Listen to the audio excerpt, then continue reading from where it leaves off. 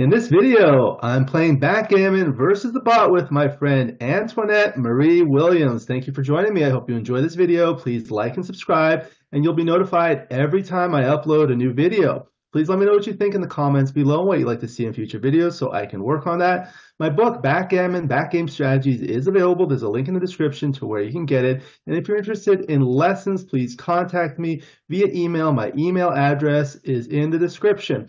In this video, it's again my honor and pleasure to have my friend Antoinette-Marie Williams. Thank you for joining me and welcome.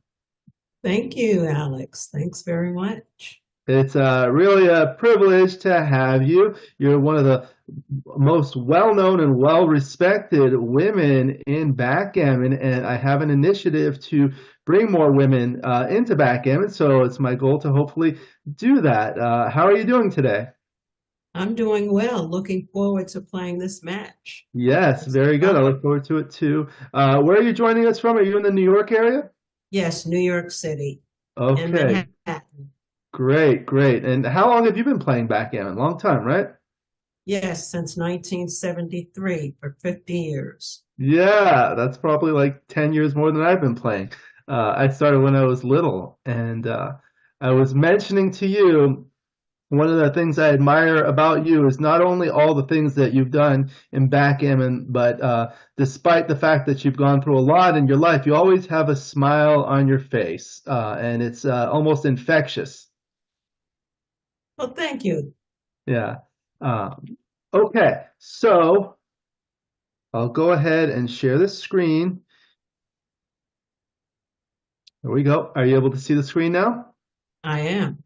Okay, great. So we're playing on this beautiful Jeffrey Parker board. The skin is made by Rain. He makes these beautiful skins that look very realistic for very affordable prices. There's a link in the description. We chose this one because it's similar to the colors of your board. Is that correct? Yes, that's correct. All right. Do you have these kinds of checker colors or? I'm not sure offhand. Okay, but these work. Yeah. So it'll be a 3-point match. You're playing the brown checkers at the bottom, XG, the white checkers at the top. You always have the final decision, and you're always welcome to consult with me. You just let me know how you'd like to play and whether you'd like to roll or double. So an opening 6-1. Of course, that's clear to make the bar point, right? Definitely. Okay. 4-2. Now you want to roll. Yes. Okay, double 6. Out and down. Out like this and 2 down like that. Yes. Okay, good. We have a lot of novice players who might, come out and maybe make another inner-board point because they don't want to stack too many on here. I agree with you, but why do you prefer bringing the 2 down from 13 to 7? Well, I think making the 2-point puts these checkers on the 8 out of play. And Yeah. so we want to keep the checkers going forward so that we can make the 5-4. Right, right. Now you have a lot of ammunition to do that. Okay, very good. 6-5. Okay, so now you're up 14 pips in the race, and you have both bar points. Would you like to double or roll at this score? No, I would roll until I at least have a point on my board. An extra point. Okay, we'll see. Okay, very good. 6-2. Well, this is not anything that I would like, but I think 2 down from the 13 would be my play.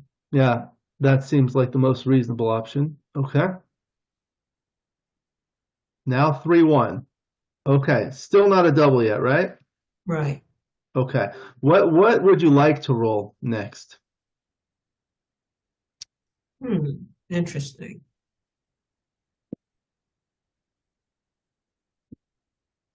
Maybe double 4s Double or 4s? or aces to hit that checker and to make the 5-point, or 6-3, 6-2, 6-1.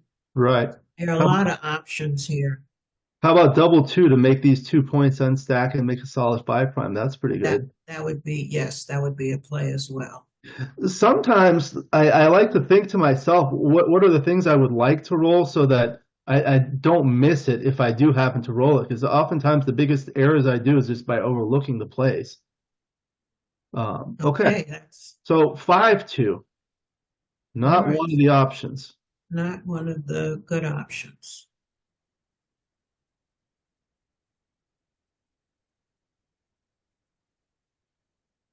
So there are a few options here. Okay. So I could slot the 5 point, and then the 5 looks really, really hideous. Yeah. The other play that I was thinking is coming off the 18 point. I'm still a favorite to come in. And that looks like the play that I would make. Yeah, this is a tough one. It's reasonable. Obviously, you don't want to leave a blot with a double shot. The other one you were talking about is something like this.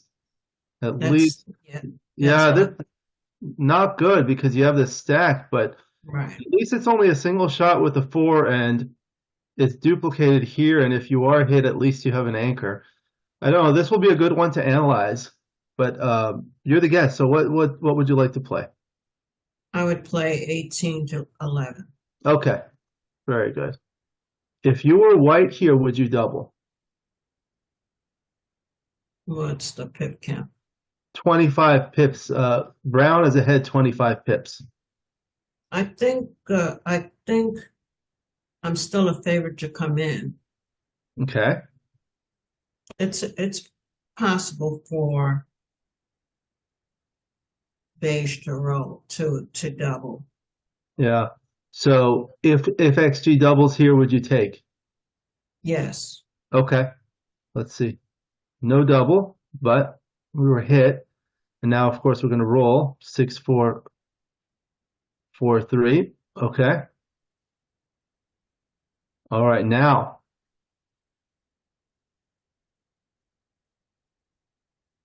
Oh, the bot didn't double. Now it did.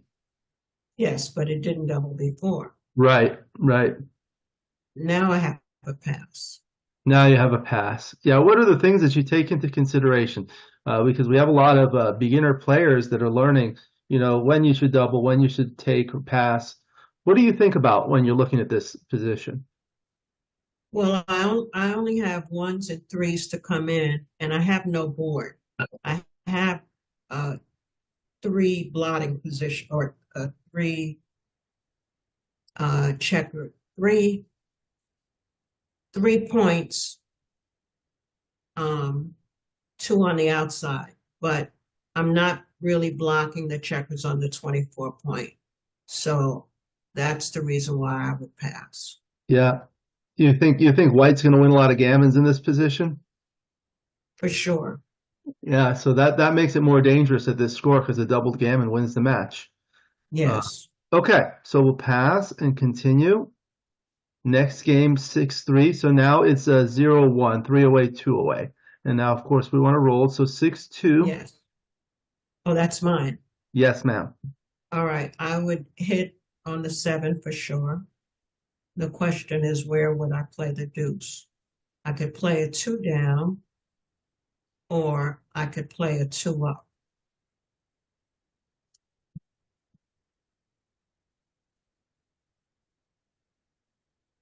So I think I'll play the 2 up. Yeah. You were there when I was doing the video for the women in backgammon on the second rolls, right? Yes. Yeah, so this is a good learning opportunity because these kinds of things come up very frequently. When the opponent splits with a 6 and brings one down with a 3-2, or 4-3 or 2, like a 6-3 here.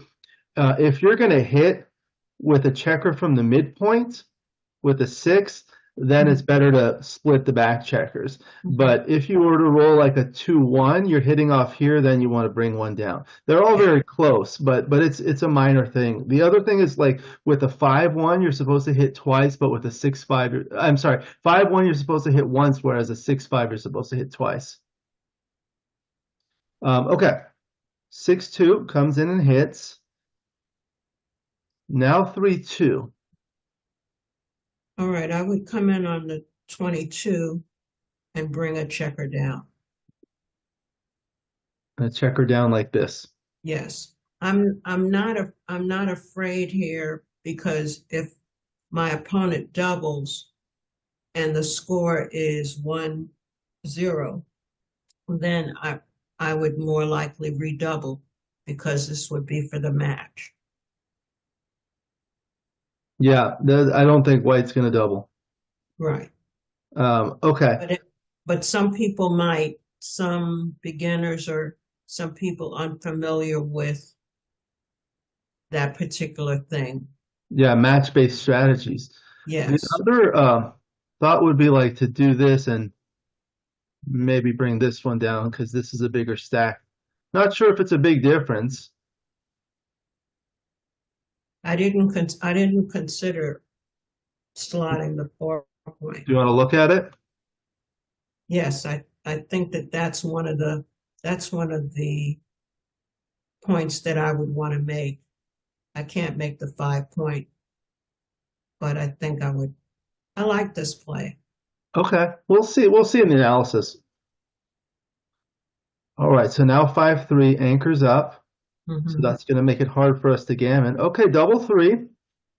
Okay. So I think 2 down for sure.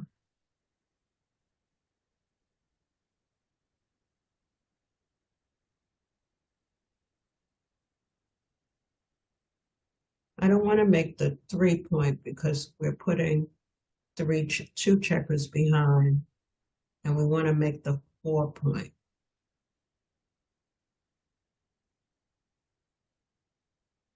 So I'm just going to make the 5-point. 5-point. Okay. That's definitely reasonable. I think doubles are certainly very challenging because usually there are many more reasonable options with a double than with a non-double. And one of the things I learned from my friend John O'Hagan, who I'm sure you know, is he said anytime you roll a double, stop, take a deep breath, look at the entire board, and look at all the options. So that's certainly what you did. So usually doubles are played in pairs because you're going to make a point, like playing 2 here, and you could also make the 3-point. You could also make the 5-point and 3-point, which still leaves a blot here, but at least it makes a 3-point board. The other option would be, of course, you can't move these checkers, but you can move up like that. Another thing you could do is oh no, this can't go 3, so lot of options. But you liked making the 10-point and the 5-point. Yes. Okay, so we'll see. I mean, you can hit with a 1, but that's duplicated over here with a 3-1, 5-1, and 6-1 that can make the points on the other side. And even a 4-1 can make that point. Okay. 6-5, we were hit.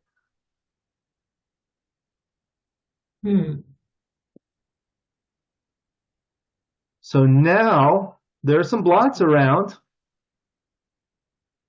And we're on the bar. I think I would double here.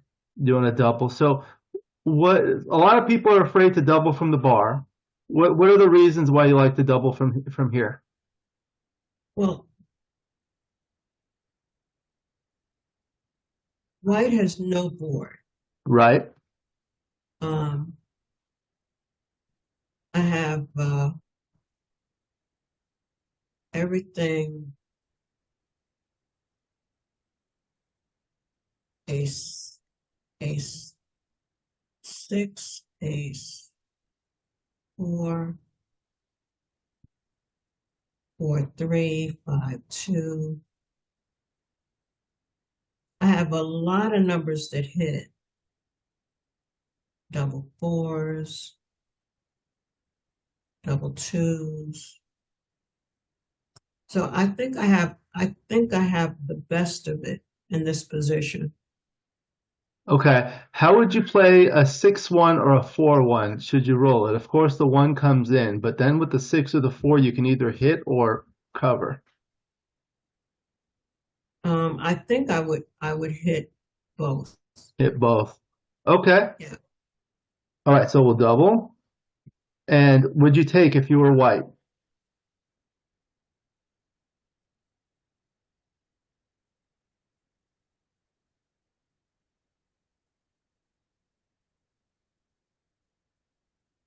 Would you take this if you were white, Antoinette? I think I would take. Yeah. Okay. So we'll see. Okay. My kids Okay. are crying in the background. I apologize for that. I cannot hear them. Oh, good. Lucky you. So 4-2. All right, so I'm coming in and hitting. Okay, like this. All right. Yeah. So now a double gammon wins us the match. Yes. Okay. 4-3. That was not good. Four for sure comes 22-18. So we're on the bar Oh, because we were yes. hit back. Yeah. 21-18. 21 and then the 18. Okay. Yes. All right.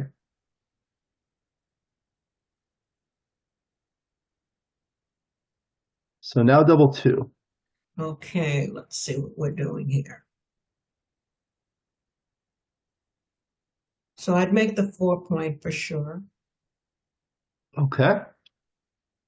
And I think I would bring 22-18. 22-18. Yeah. Good. One of the things I did not mention at this score, one of the advantages of doubling is that white is unable to redouble back. Usually in a money game, when you double and you own the cube, you have some sort of value associated with the cube because you can later redouble, but that's not the case here. The cube is killed. Yes, the cube is dead. So that's good. We don't need to worry about gammon losses. Right. Okay. So 2-1, we were hit. Now 6-2, not good. The 2 is forced, and it looks like the 6 is forced as well. Definitely. Okay. All right. Hitting exchange. Okay, 5-1. A hit.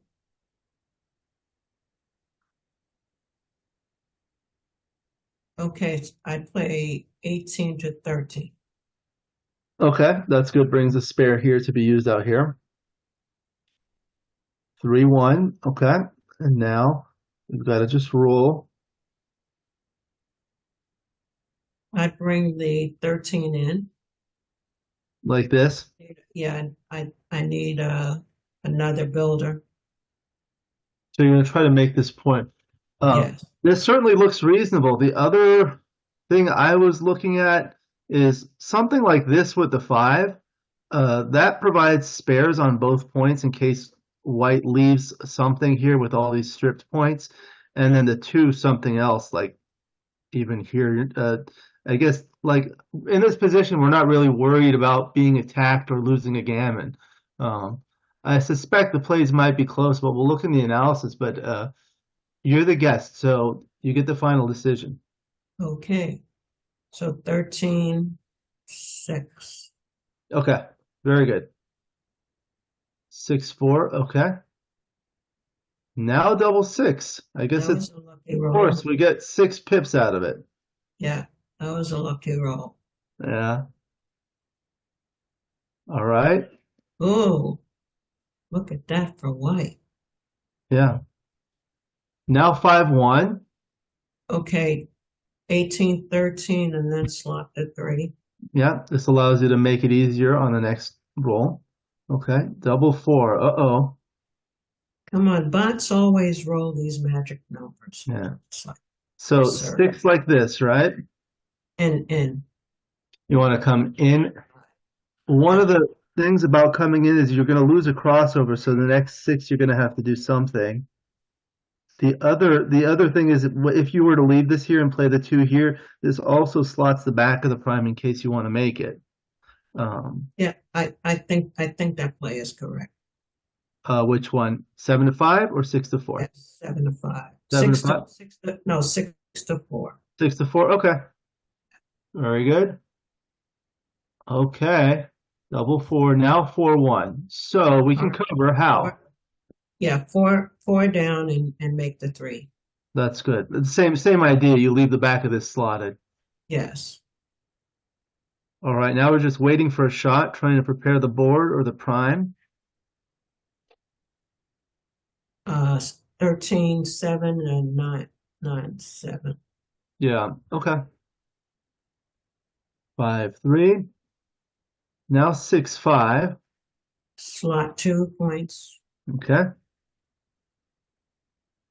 All right. Now we have a shot. We have a shot. Here we Oh, go.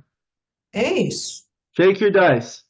Ace. Yes, shake them up. There's the ace. Yes. Okay, so that's the one. And with the 6, we can Yeah, cover or we can come down. I would cover. Cover. Okay, good. So now a doubled gammon wins the match. So there is no way we can cover this on the next roll. Oh no. This is bots roll Like magic. magic. Yeah. Uh-oh, here's a shot. Another shot. 4-3. Okay. All right. Not bad. Like No, at least we come in yeah. and out. All right. Now we're going to try to contain this back checker, but it's going to be hard to win a gammon. So with the 3-2. All right.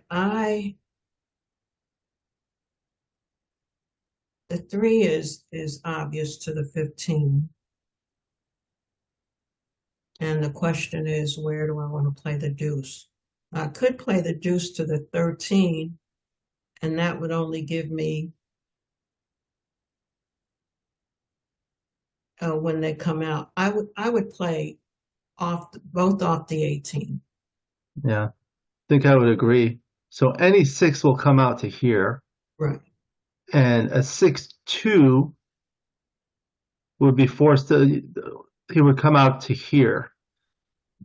And then Yeah. a 6-3 and 6-1 and 6-4 can be played safely, but a 6-5 would come into a triple shot rather than hitting. Right. Okay. 3-1. Okay. Now 6-1. Okay, so I think 18, 12 Yep. and 15, 14. Yeah. Notice that if you're hit with a double 6, you get a shot back. Right. 6-3. Okay, we have a triple shot. Here we go. Right. Hit it. 5-2. Okay, 5 hits. And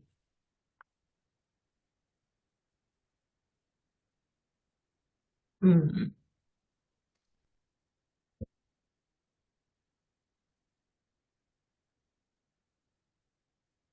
I'm not sure whether I want to go 12, 10 or 11, 9.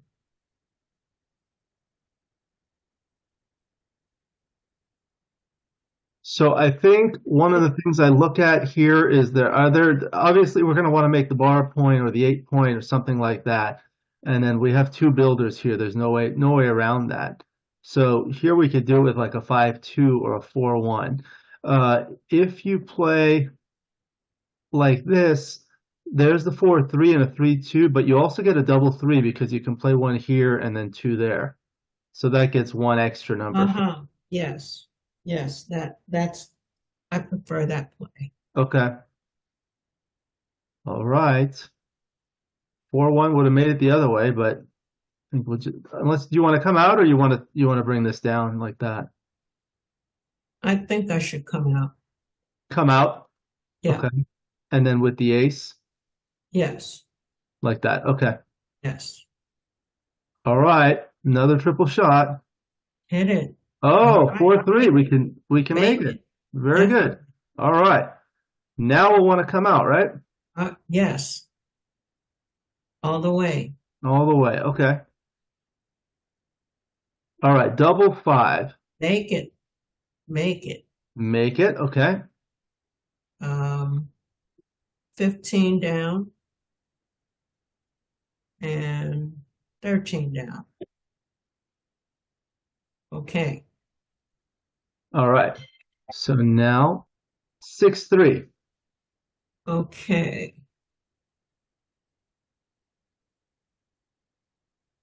So I don't want to leave a shot with double sixes, and I need to look at.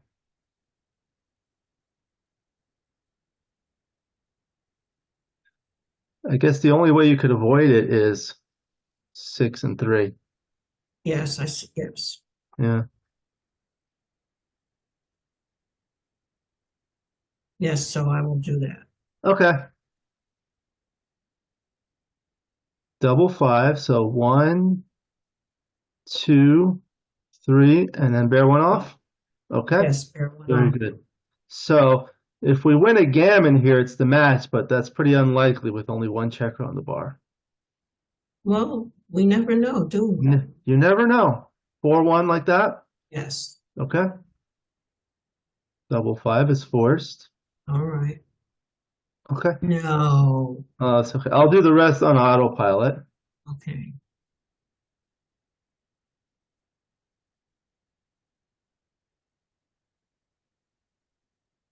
Okay, now it's gin. All right, so now we're ahead 2-1. Gammon save. One Yes. away, 2 away Crawford. 4-2. Yes. Yep. 3-1. Okay. Now 5-2. Two down. 2 down. Okay. Would you consider splitting? Like, No. no? What do you like about the 2 down more than splitting?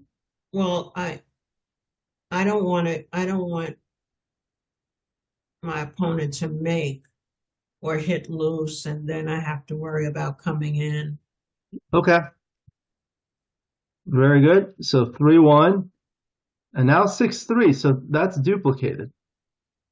Hmm.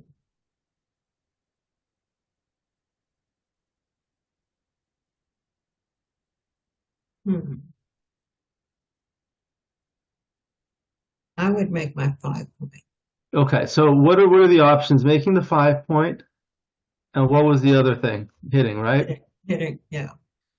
One of the things my friend Phil Simborg likes to emphasize when he teaches is he always emphasizes the word and in backgammon. It's a very simple word, but when you can do one good thing and another good thing, it's usually better than just doing one good thing. So this one is actually a very good thing because you can make the 5 point and use this checker and makes a 3 point board. Um, However, if you do this, it hits a checker back, a third checker back, which is one good thing, and partially escapes the other checker. And you're up big in the race. After this, up by 14. So this will be a good one to look at. Hmm. You like So this? I really like this, but Okay. So we'll make this play. Very good. 6-2. I would come all the way out. Come all the way out. Okay. What else were you thinking of? Making the 2 point? Yes, Yeah. that was my other play. Yeah. So why do you prefer running as opposed to making the 2 point? Well, I was thinking that the 2 point is too deep, but I'm also thinking I need to get those back checkers out. Yeah. I think when you're ahead in the race, you want to race, right? Yeah. One of the things I learned from my friend Neil Kazros is when you're in a prime versus prime situation, which this sort of is, the person with the more timing has the advantage. So you don't want to stay primed when you lack the timing. You're ahead in the race. That was a good Okay. lesson he taught me. Okay. Okay, so now we're being primed. It's a good thing we have only one checker behind the prime rather than two. Yes. Okay, so 4-3. I would make the 10. Yeah, I think the other option would be like this, but this leaves a lot of shots, doesn't it? Yes. Okay, 5-1 comes out. 5-4. No, that's ugly.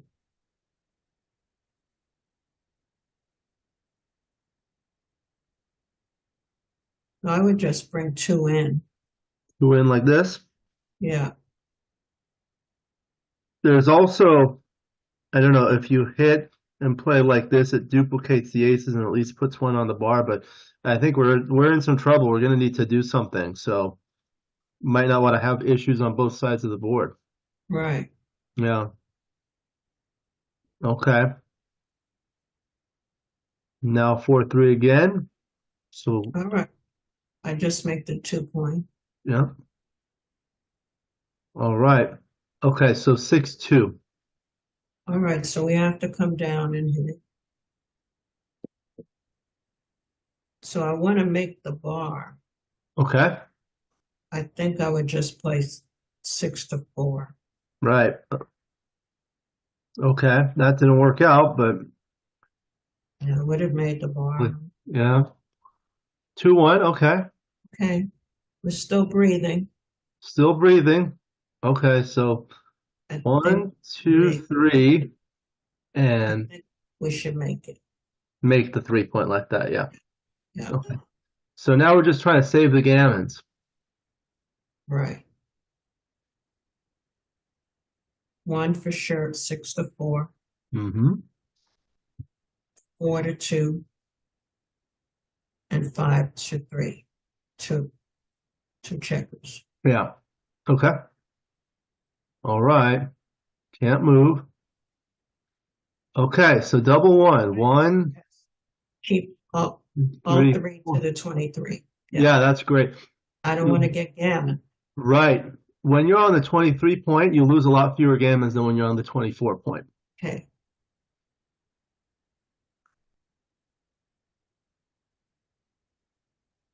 Oh, this is me. Yes, ma'am. I think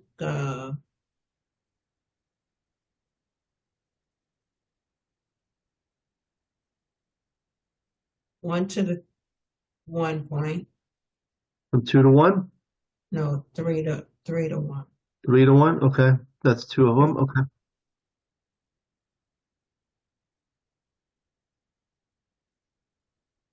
Off the 3 point and to continue to the ace. Okay. 6-3 is forced. Okay. 3-1. 6-2. And play off the 4. Course, yes. Okay.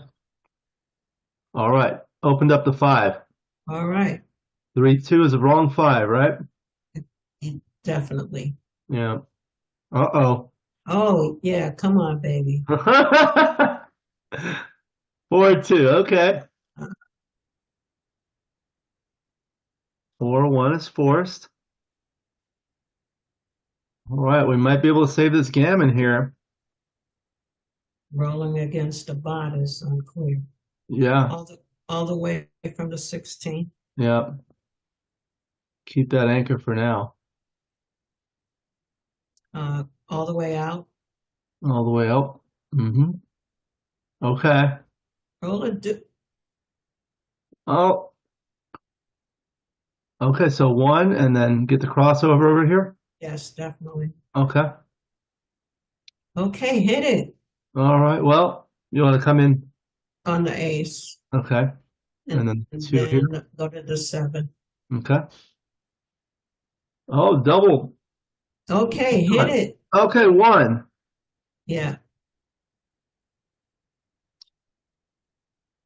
Mm.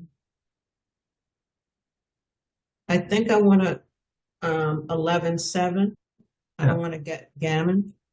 Yeah, the other benefit of this is if white rolls a 6-1 or a 5, well, not a 5-2, but a 4-3 leaves a shot. 6-1, 4-3 leave a shot. Double 6 leaves a shot too. Hit it. Hit it. Oh no. Okay. Okay. So Okay. 1, Yes. and then the 2 would be forced. Yeah. All right. We might be able to squeeze out the gammon here if we All right, come out. do like that. Yeah. Okay. Okay. Hit it. 6-2. Okay. Well, it Double looks like four. you're Oh gonna save no, it. but we saved the gammon anyway. Yeah, it's 5. Yeah, Okay, 5. so it's going to be DMP, double match point. Yeah. All right. Very good. So here we go. 4-2. Make the 4 point. Yep. Okay. Double four. Oh, make the 5 point. Very good. All right. All 5. right. Yes. Make the 3 point. Okay.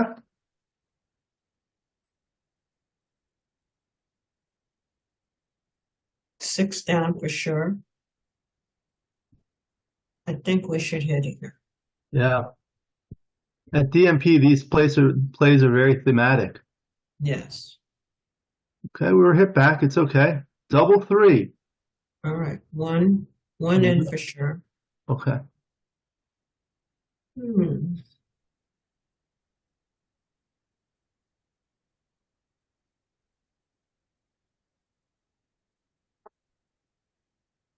Like a lot of different plays here. Right.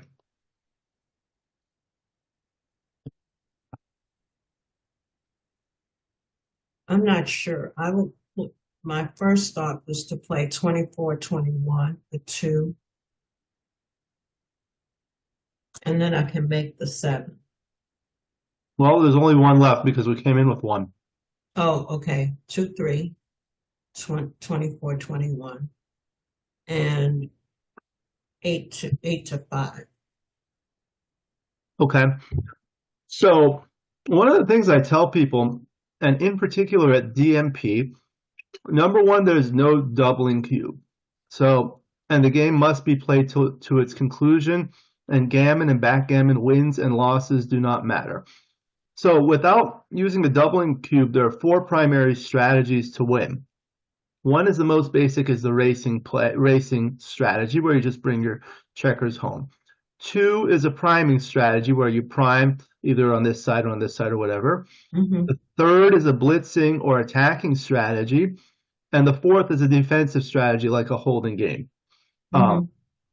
Attacking strategies are devalued at DMP because gammon wins are, it doesn't matter, right? Right, right. Racing becomes more important, and priming is actually really good. One of the ones I was looking at is like, come in, and then you make this prime. Once we have this prime, this is going to be a nice, solid, long-term asset. Mm-hmm. Even if we split here, who cares if we're hit, you know?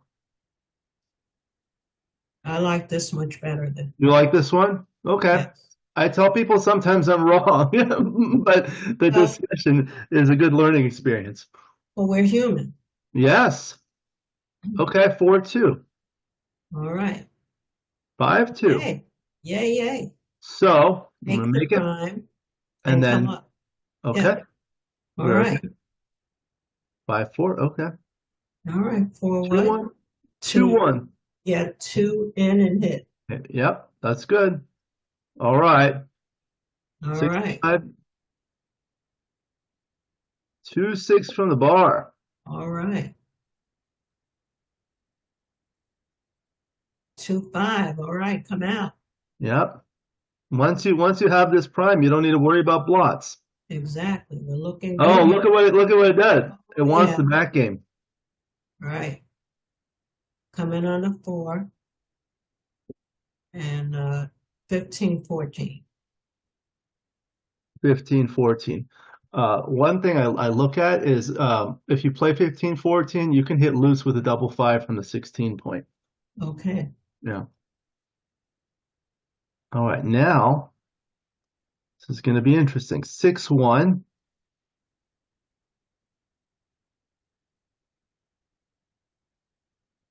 Is that me? Yes, ma'am. Oh, okay. Come out Mm-hmm. and 14-13. Just keep them spread out. Okay. Yes. 16 all the way. Okay. They're remaking points here. Yeah. 15-12.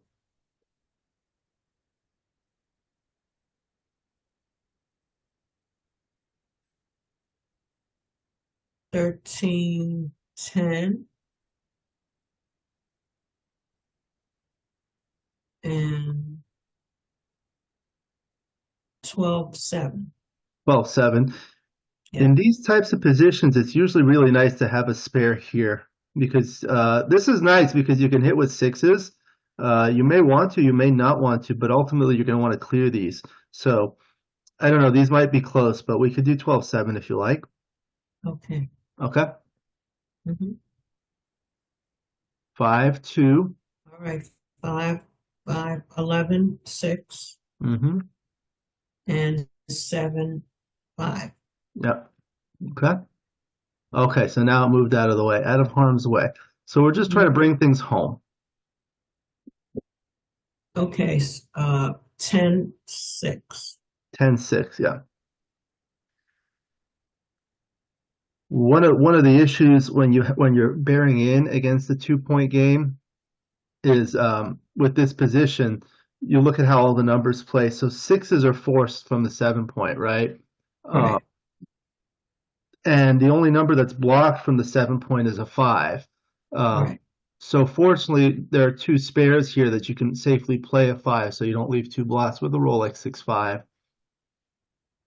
Okay, cannot move. 3-2.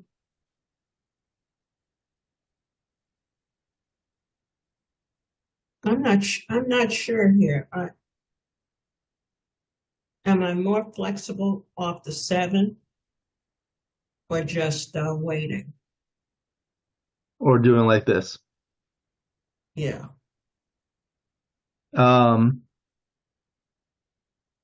Or there's another play too, Like to just playing hopefully like they'll that. break the board. Yeah, hopefully they'll break their board down. Yeah.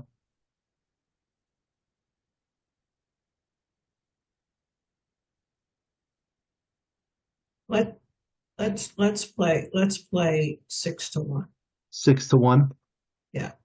Okay. Now 4-2 Now from the 8. from the 8. Okay. 2-1. Okay. 5-1. So the 5 is forced. And 4-3. 4-3. Okay.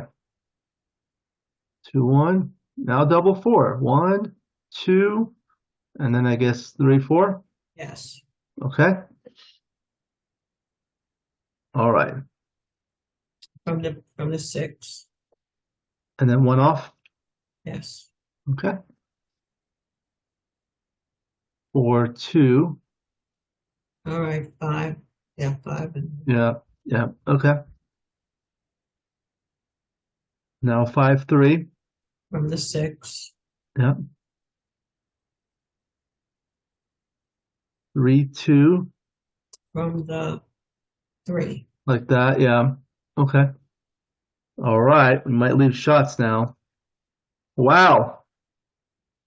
Okay, so yes, so off the 5-4 twice, and 3-1.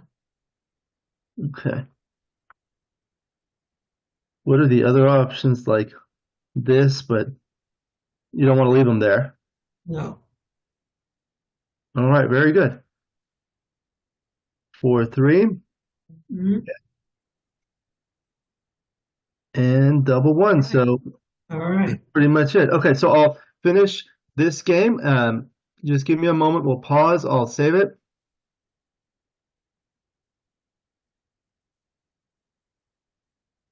It's not often you beat a bot.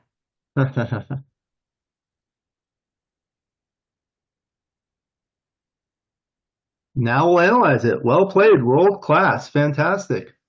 Wow. So we'll see. The 6-1 was of course clear, and then the double 6 was clear, like what we discussed, bringing 2 up and 2 down. Mm-hmm. And then the 6-2, there was nothing better here. But then the 5-2, this was the one that was hard, right? Yeah. Those are the hardest ones when there aren't a lot of good choices. Says 11-4 or 11-4 was tied with 11-6-7-5. What was it that we discussed? I came down from the 18. Yeah. What was the other option we looked at? Was it this one? Mm, 11-4 or something. I guess with this one, the resultant position is here, and now it's just leaving a double shot with the blot, and you lose the anchor. Whereas with either of these plays, it's only a single shot, and oh, this is the play we looked at because it duplicates the fours, yeah, and you at least you retain an anchor. I think that's important. Like when you're about to get hit against a stronger board, if you at least have an anchor, that's a good thing. Okay, so then we danced, and it looks like White had a double here, which was a take, but now it was a huge pass yeah. I'm surprised it didn't double. over here. Yeah, Yeah, yeah. Okay, we'll go to the next game. We had the 6-3 followed by the 6-2. So you see how close these are, bringing two down and splitting. They're close. yeah, And then the 3-2. Yeah, this is what we were talking about. The come in with the 3 and then come down with the either the 11 or 6-4. Looks like it prefers 6-4. yeah, Yeah. That kind of makes sense because it's a bigger stack. sure. All right. The double 3. Okay, so this is the one. The doubles are always a challenge, right? Mm-hmm. The doubles, you wanted to make the 10 point like this, and that resulted in this position. It looks like it preferred this one, making the 5 and the 3, leaving two spares. It does leave that same ace shot, but now we have a 3-point board. Yeah, I didn't see that. Yeah, You saw it and suggested it, but I didn't see that. yeah. I like this position better. Yeah. It's good to look at these things afterwards and then you learn so that next time. But also there so often I play too quickly. So like a lot of players, we don't look. And I tell people all the time, look in all four quadrants. But Yeah, I don't practice what I preach. it's hard to do it when you're actually in the match because you're playing, you're moving. Yeah, oftentimes there's a clock, so you're nervous. But that is very important. When I first started playing with the doubling cube about 20 some years ago, there was a gentleman. He told me, look at the entire board, and that is one very good piece of advice that you can use for every single position. Yes, and like I said, I don't practice what I preach. But slowly we will. Okay, so this one turns out not to be quite a double. This is where we double, but it's not quite enough. I guess it's just too loose. Let's see if we could change anything. I'll put this on this other board. Are you able to see the second board now? It looks the same. What if we had these two checkers here? So now we could hit with threes and the fours are not duplicated. Let's see if that makes a difference. It's still not a double. Mhm. What if we made the 4-point now? Let's see now. That should be a double. Look at that. It's still not a double because we're Wow, behind 20 pips in the race. wow. What if we had like split like this so there are more numbers?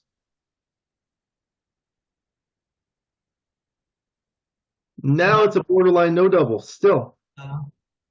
What if we made it even better like this, 2 extra pips and we block the sixes from here? Now it's a double. And a take.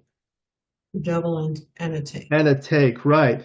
in the original position, which was here, we Right. still had a blot here. These were not split. This was not closer. So I think there was just a lot of work to do. And look, it looks like we're even an underdog. Yeah, 47 to 52. Right, right. Hmm. For money, I mean, this was primarily due to the score, but for money, I don't think I would double here, would you? Hmm. No. Okay. I feel like these types of exercises. It depends on my opponent. Aha, yes, yes, that's true. But when your opponent's XG, you're not going to double. Okay, so the 4-2 that we rolled here come in and hit. That was clear. And then we were hit back, and then the 4-3 was bar 18 looks like it was tied with the other with slotting the 4-point. Mm-hmm. No, it comes out decently on top. All right, and then the double 2. So what was this one? 10-8 twice was 6-4 twice. 6-4 twice. So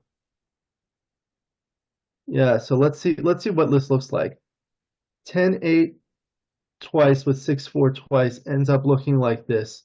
No blots here. The one we did was move this one up here, and it leaves the blot here, which is kind of not that good given that white has 3 checkers here, so white would not have to break the prime. Let me look at this for just a second and see what happens if white's checker is like this. Because now if we leave this blot here, white would have to break to hit. Mm-hmm. Mm-hmm. So let's see what happens there. Now that becomes close. Now you can leave the blot. So like this play is still close. Yeah. Yeah. With So no extra on the 7-point. yeah. You can learn a lot by moving checkers around to see what happens. So that was a good lesson. Let's see what else we have next. I have it on final. So the 6-2 come in with the 2 that was forced. And then the 5-1 was clear to hit. And it liked 18-13 slightly better. It doesn't really matter. It looks like they were tied or they were close. Yeah, 18-13. All right, and then the 5-2 was the 13-6. Looks like some of these plays were close. Mm-hmm. Yep, you didn't let me fool you there. Mm-hmm. I suggested this play. No. Yeah. All right. Okay, and then the double 6 was forced. And then the 5-1 was clear to go with the 5 and slot the next point. And here the 6-2 looks like these were all close. It didn't really matter.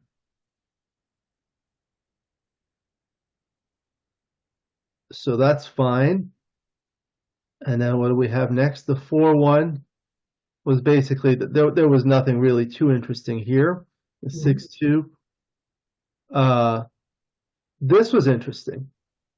With the 6-5, let's see what it says. It likes running with 1. Hmm. Hmm. This does make sense because it actually loses fewer gammons, but it wins more games because you're leaving only 1 blot in there. You're not really worried about getting hit because you'll have return shots.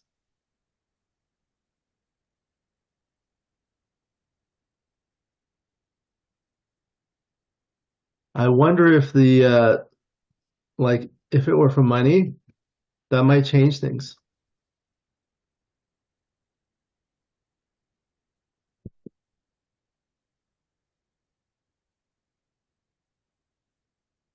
Yeah, you really want to stay for money. Mm-hmm. Interesting. Interesting. Yeah, I guess you're not worried about things. So you could afford to leave that blot there. Yeah. Okay, so then we had the 6-1. It was clear to hit, of course, and cover. and 3-1 was forced, and then the 4-3 was clear to come in, but Yeah. it liked 18-14, it looks like. Look at that. It wants 18-14. Wow. Yeah, I guess this provides better coverage should white roll like a 6-3. Whereas here with a 6-3, it comes out here and comes there. Right. It all makes sense in retrospect, doesn't it? Yes. Okay, 3-2 was just the spreading the checkers. That's what we Yeah. discussed. Mm-hmm. And the 6-1, so this is what it liked. Just keeping things spread out to try to contain. Mm-hmm. And the 5-2, this one didn't really much matter. I think that double 3 was a very minor consideration. But the two were virtually tied. And then the 4-1, yeah, it was nice coming out with 14-13. Yes. Good. All right, and then the 4-3 was clear to point on head. Mm-hmm. And here it looks like it was a little premature to bring the second one out. It wanted to stay and leave builders for the 8-point. Yeah. Yeah. Okay. I can see that. And the double 5, we make the point, and that's about it. I don't think there was anything like too interesting here. Nothing big. Let me just go through this quickly to see if there was anything. No, that was it. Okay. So let's go to the next game. The 4-2 was clear. And then the 5-2. This is the one we were talking about. I think against an opening 3-1 with a 5-2, it's better to split starting to prime. And here it's kind of the same idea. Of course, you want to bring this down because there's no better 5. Mm-hmm. And then this is a little better since there are only 8 checkers in the zone. It's a little safer to split before there are more in the zone. Mm-hmm. I think that's why that one was better. Ah, the 6-3. This is the one we talked about. Yes. To hit. I have to give credit to Phil Simborg with the and. You remember? Yes. Because this comes out and hits. Yes. Yeah, I remember the and. Yeah, it's an easy word to remember. Yes. Unfortunately, I'm married. My wife doesn't say the word and as much as she says the word no. But that's how it is when you're married. That's why I've never done it. Oh, you've never been married. That's why you're smiling so much. I get it. Yes, Okay. that too. Okay. So we have to hit there. The 6-4 was, yeah, you wanted to run here, right? So let's just look at something quickly here. Let's say we had this and we were behind in the race. Now, what would you do here? Make the 2-point. Make the 2-point. I think they're much closer here. Yeah, look how close they are. Mm-hmm. And I think if you're behind even further in the race, now it becomes more clear. Yeah. Mm-hmm. Yeah, so I think that's clear. Knowing what the race is, of course, with XG, it's clear because it's displayed here. But we're up by 6 pips before the roll and then up 16 after the roll. So that's what makes it clear. Okay. Then the 4-3. This is the other option we looked at to spread things out, but it was right to just make the 10-point like you mentioned. So good play. And 5-4. Wow, look at this other one.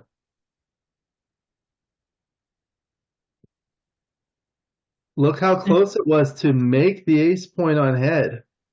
Wow. Wow. So one of the things this does is it maintains a 3-point board. You have a 3-point board before, you have a 3-point board after, but now you have 3 builders to make that next point. Wow. Yeah. It's close. Okay, but You picked the right play, so that was good. And then the Mhm. next 4-3 was clear to make the 2 point. And then Mhm. the 6-2 looks like it preferred bringing 2 down or even continuing. I guess you didn't want to leave those jokers to hit a second checker back like 6-1, six Yeah. three, 4-3, or double one. Yeah, Yes. okay. And then we couldn't move here. The 2-1 was forced. The double 5 was virtually forced. And then there wasn't much we could do here. Right. Yeah. Let's see what else. The double one, this was actually a pretty good roll because it brought Mhm. everything in. And this one, there was nothing special here. Let's see if there was anything worth looking at. No, no. And there wasn't really anything we could do here until look at that. It did prefer 11-9.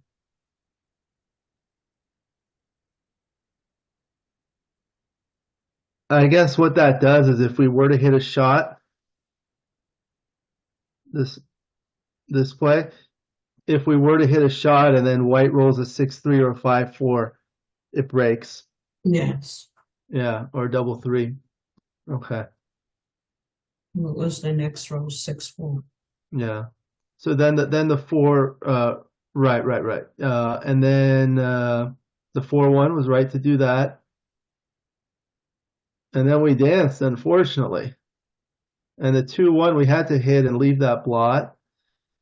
And then there was pretty much nothing. At least we saved the gammon here Yes, we and did. went to DMP. So almost done. The 4-2 was clear. And then the Mhm. double 4 was a good roll. And the 5-3 was a good roll. That was clear. And 6-5. So you see at DMP, these types of plays. And the other thing is you have a 4-point board against a 2-point board, you're a favorite in a hitting exchange. Right. So good. Good find. Oh, and this was the double 3 with many options, right? Yeah. So making the bar, I see that making the bar um, was best.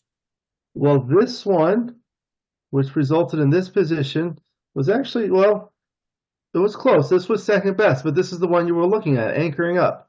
Yeah. It just leaves a lot of return shots here, whereas this one, you have the 5 prime. Right. Primes are very valuable at DMP.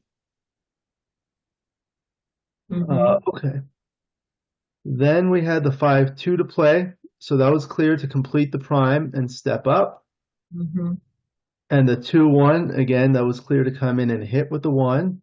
Then we couldn't come in with the 6-5 and the 6-2, 2, and then come out, of course. And 5-2 was a nice roll and come Yes. out. And the 4-1. Okay, so this was, you want to hit on the 21 point, not on the 24 point. Right. Right.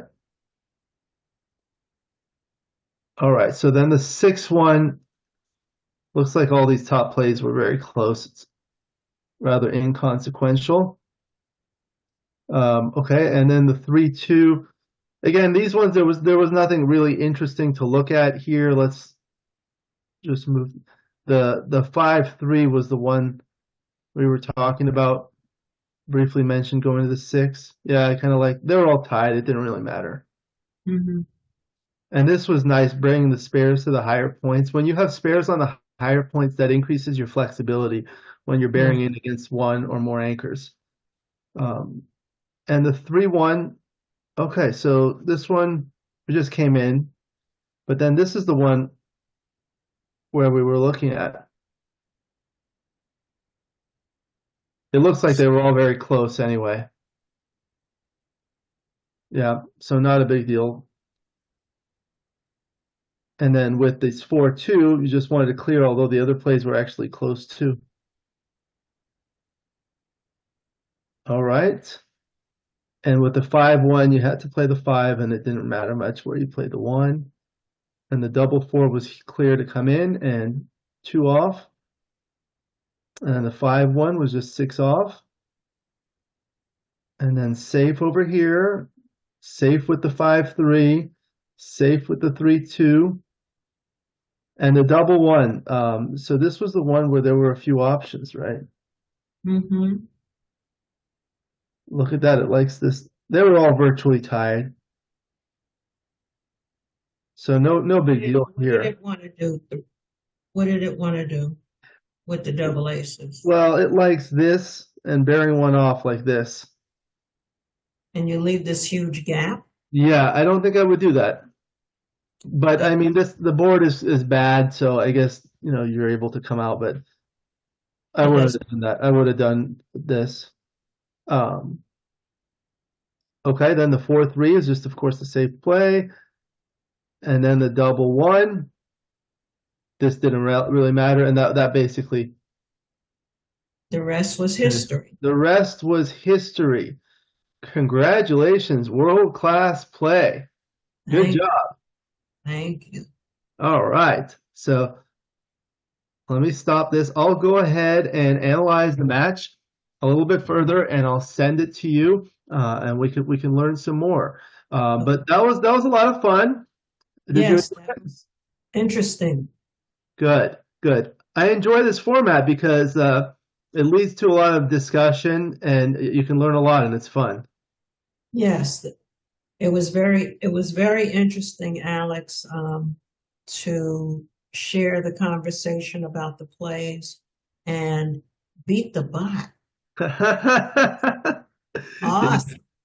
It's hard to do. It's hard to do. So good job. I'm happy to have had you. You're always welcome back. It's always a pleasure to see you, virtually or otherwise. This channel has given me the opportunity to play with and meet people from all around the country and all over the world, and I would never have had that chance otherwise. So it's really a pleasure to be with you, and I hope to one day meet you in person at some point, and hopefully we will. It's hard for me to travel, but maybe I will soon. Okay, well, see you soon. Yeah, and again, this is part of my initiative to bring more women into the game. I'm happy to have you back if you would like to come with a doubles partner, a woman or a man or whatever. And maybe I thought it would be a good question for you to ask you, what do you think, if any, are ways to promote this initiative of bringing more women to play backgammon? Hmm. Well, I think probably on Facebook, a lot of people I found when I did this TV program that Hmm. there were lots of people responding, even with me only using the words like a couple of times about backgammon. Yes.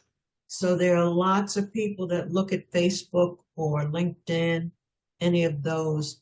And Remy has a lot of uh, people that come out to the social backgammon. Right. I saw that she runs a social media like on the Instagram and got a lot of people in the New York City area. Is that correct? And yes, and there are at least 100 people that come out once a week as a social event. And Wow. and I try to teach at the social events. And so perhaps some of those people would like to join. Yes, that's fantastic. I know when we have the traditional competitive tournaments, it's much more male dominated. Do you feel there are more women at the social events than the tournaments? Yes, yes, at the social events, there are quite a few women that come up to me and wanna learn, like the guys, but a lot of women they come up, and most of the people I find are from Middle Eastern countries, and so they've Yes. learned a certain way to play, Right. and I help them know that the American way, the US way is much different. And again, a lot of them play quickly and the plays that they know from their countries, Yeah. and I help them correct that. So That's great. That's great. My family's from Iran, so when I grew up, when there was no doubling cube, you don't have precision dice. You pick up the dice. It's different. You play fast. And you roll quickly, yes, Yeah, and yeah. and your opponent is going to laugh at you and ask you why you're taking so long to make a play. Yeah, I think I agree with you. I think social media has enhanced the promotion of backgammon for men and women, like these Facebook sites, even YouTube, and as you mentioned, the Instagram. I know you said you were on the show recently. Can you tell us about that, please? Well, Emmett and we played together on this program called The Road. It's an intergenerational program, and it puts elders and young people together to play games and to talk about their lives. So Emmett and we became very good friends over the chessboard, and Nice. we probably talked more than we played chess. And we became good friends. And this is how that program came to be, because they saw us, or they read a Fortune magazine article about the same thing, about we were uh, having a relationship after learning to play chess. So he went to Israel and he took pictures with his family in a bar playing shish besh. Yeah.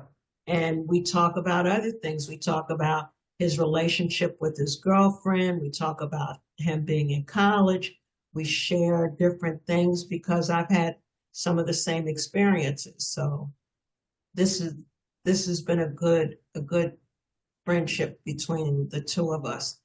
And we've done so many things about us being friends for DeRote as well as for the world to see the articles, and it's been a good thing. That's great. That's great. I know games like backgammon and chess bring people together, so that's fantastic. Well, I'm not familiar with the talk shows. What was the name of the talk show? Tamron Hall. Tamron Hall. And would it be okay for me to put a link to that video in the description? Sure, I'll send it to you because Oh, there's also another article in Fortune magazine that he and I did. I'll send you that as well. okay, great. I'll go ahead and put that in there. It's been such a pleasure having you on. Hope that you will inspire more women to play the game and just people to play the game and all the things that you've done for backgammon. A lot of people don't know what kinds of things you've done. You've been doing it for decades. I know you travel to the World Championships every year, and you've been on the USBGF board of directors. You've done a lot. I have a tremendous amount of respect for you. You have an open invitation to come back, and it's a pleasure to have you. Do you have any final comments, Antoinette, before we conclude? Thank you, Alex. I'll take you up on coming back.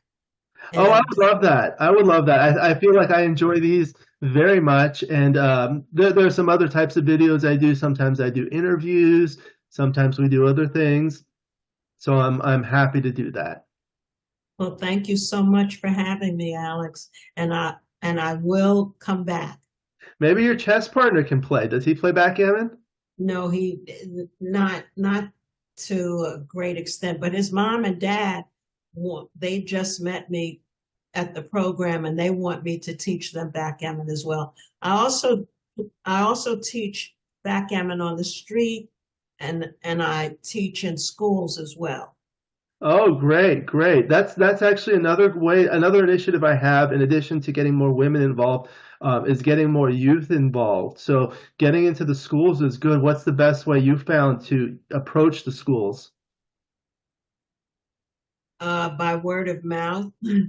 Someone like a parent or someone who's in the school? Well, not someone in a school, but me asking, Okay. me going to the school and meeting someone that happened to be in the activities for the students at one particular school. And the other one was through DeRote, and I taught at a Jewish private school. Hmm. with seventh, and eighth graders. So I'm trying to get my foot in the door, my Ferrari in the door. Yeah, I saw that she called it the Ferrari on the Yes. TV show. Yeah, I'm on the alumni board at my high school, and I spoke with someone about inviting the students to our club. So that's another great initiative. I feel like I have an initiative to bring more underrepresented demographics into the game, and the two that I really focus on are women and youth. Yes, we definitely need to spread the word. And I think now that we've started, it's gonna catch. It's gonna really catch. Yeah, good. And I hope so. across the country, not to mention across the world after as well. Yes, yes, wonderful. We hope for that, of course. Okay, so thank you again so much. We'll go ahead and conclude. I'll see you in the next video. Thank you to the viewers for watching. I hope you enjoyed this video as much as the two of us did. Please like and subscribe, and you'll be notified every time I upload a new video. Please let me know what you think in the comments below and what you'd like to see in future videos so I can work on that. Again, my book, Backgame Strategies, is available. There's a link in the description to where you can get it. And if you're interested in lessons, please contact me via email. My email address is in the description. I'll also put those links to Antoinette's video and article in the description. I look forward to seeing everyone in future videos. And until then, keep rolling your dice.